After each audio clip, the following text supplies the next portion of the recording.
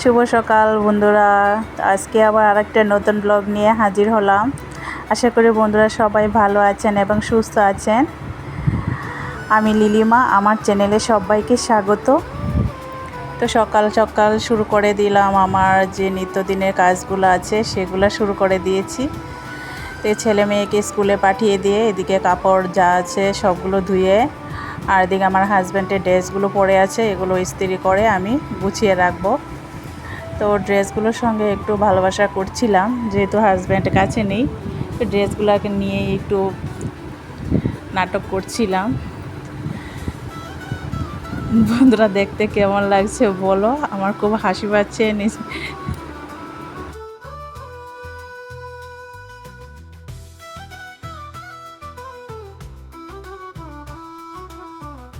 তো ড্রেসগুলো ইস্ত্রি করা শেষ হলো, এদিকে স্নান করে চলে আসলাম। তো স্নান করে এবার ঠাকুরঘরে ঢুকে যাব পুজো দিয়ে, তারপর রান্নাঘরে চলে যাব। ওদের পাশে থাকুন আর দেখতে থাকুন। তো স্নান করা শেষ, এখন রান্নাঘরে চলে যাব। তো আজকে রান্না বেশি বেশি কিছু নয়, সেই নর্মাল রান্না করব। সব দিন যে মাছ মাংস খেতে হবে তাও না, কিছু কিছু সময় হালকা খাবারও খেতে হয়। তো বন্ধুরা পাশে থাকুন আর দেখতে থাকুন। তো আজকে রান্না হবে ঢেঁড়স ভাজি, টমেটো চাটনি আর বেগুন শুটকি দিয়ে রান্না করব, আর ডাল করব। সেই সিম্পল নর্মাল খাবার আজকে আমাদের দুপুরের মেনুতে আছে।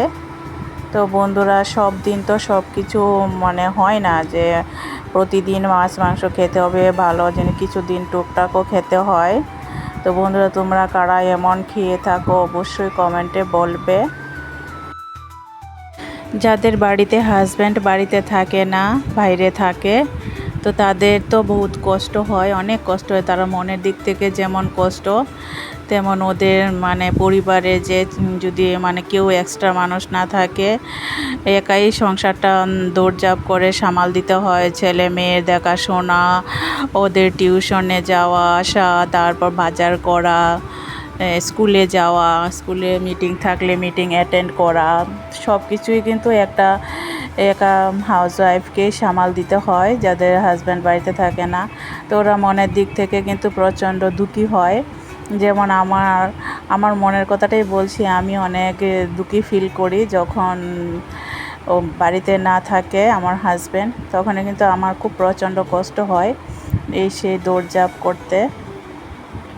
তো বন্ধুরা তোমাদের কার কার এমন মনে হয় হাজব্যান্ড বাড়িতে না থাকলে, একটা শেয়ার করে বলবে তো আমাকে কমেন্টে। একা হাতে সংসারটা দেখাশোনা করা খুবই কষ্টকর হয়ে দাঁড়ায়।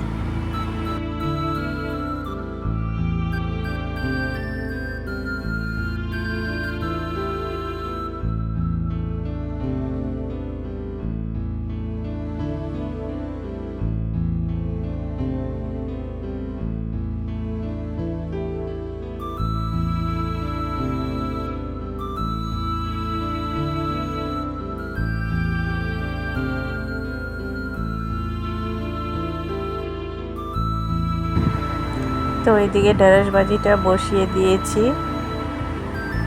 তো ঢেঁড়স ভাজি হবে, তারপর টমেটো চাটনি হবে, আর বেগুন দিয়ে একটা শুটকি দিয়ে রান্না করব। তো আমার ঢেঁড়স ভাজিটা হয়ে এসেছে, এখন নামিয়ে নেব। বন্ধুরা আমার ভিডিওটা যদি কোনো অংশে ভালো লেগে থাকে অবশ্যই লাইক কমেন্ট করো, আর কমেন্টে বলো কেমন হয়েছে। বন্ধুরা লাইক করতে ভুলো না, তোমাদের লাইক আমাকে ভিডিও বানাতে খুবই আগ্রহ বাড়ায়। দুঃখের কথা কাকে বলবো বলো, সকাল থেকে সেই কাজ শুরু হয়, সেই রাত 12টা-1টা বাজে যখন বিছানাতে শুই, তখন একটু যদি শান্তি পায় রেস্ট পায়।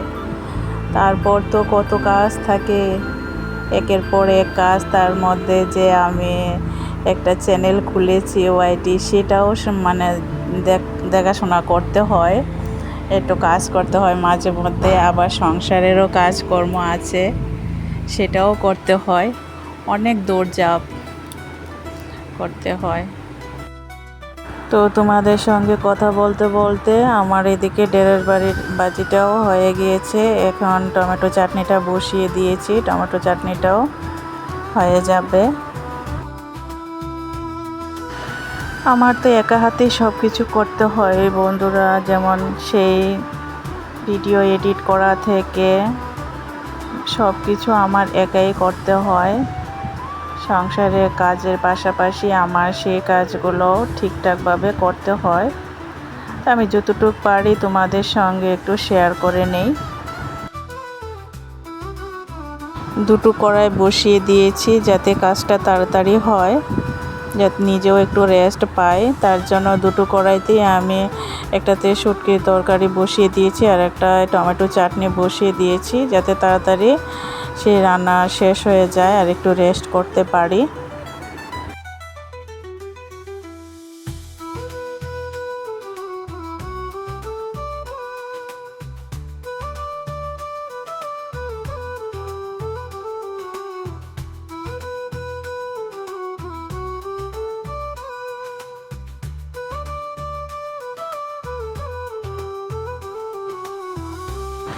সেই টমেটো চাটনিটা প্রায় হয়ে এসেছে। আর এদিকে দেখো ভাত বসিয়ে দিয়েছি, তো ভাতও হয়ে যাবে। তো দুটো উনুন থাকলে খুবই সুবিধা হয়, তাড়াতাড়ি রান্না শেষ হয়ে যায়।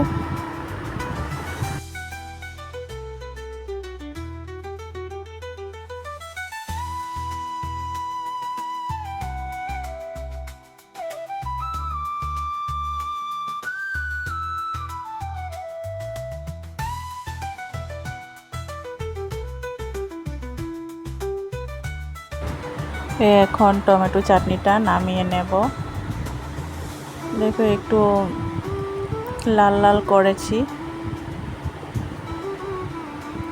কেমন হয়েছে বন্ধুরা কমেন্টে বল। কে কে আমার মতো নর্মাল খাবার খেতে ভালোবাসো কমেন্টে বলবে।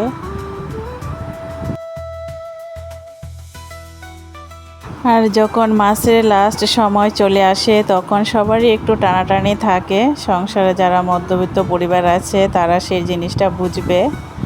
তো মাসের শেষের দিকে একটু টানাটানি চলে।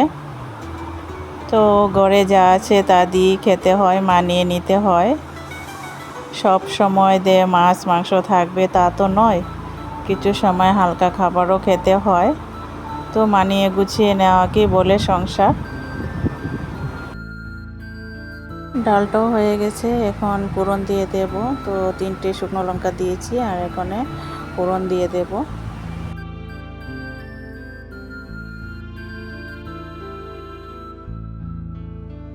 মধ্যবিত্ত পরিবারে কিন্তু একা সংসার চালানোটা খুব কষ্টকর হয়ে দাঁড়ায়।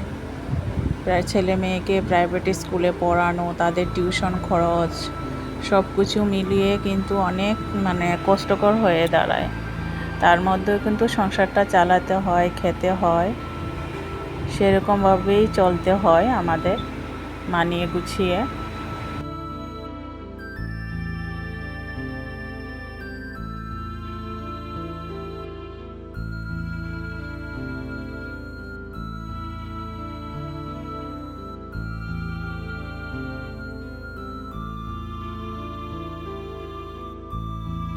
তো তোমাদের সঙ্গে বকবক করতে করতে আমার রান্নাটা শেষের পথে চলে এসেছে।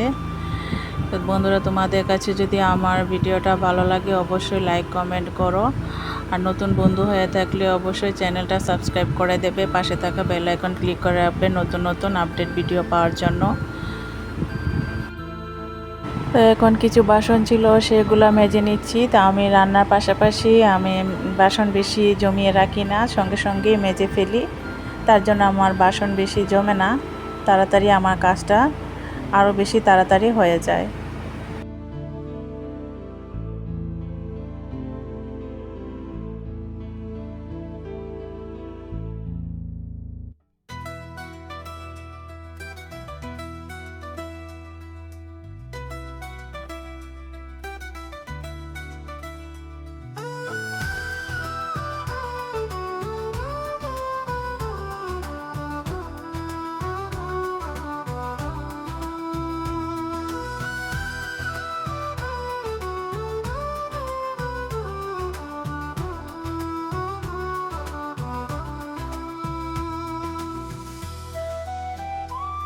তো দেখে নাও বন্ধুরা আজকে দুপুরের মেনুতে কি কি ছিল।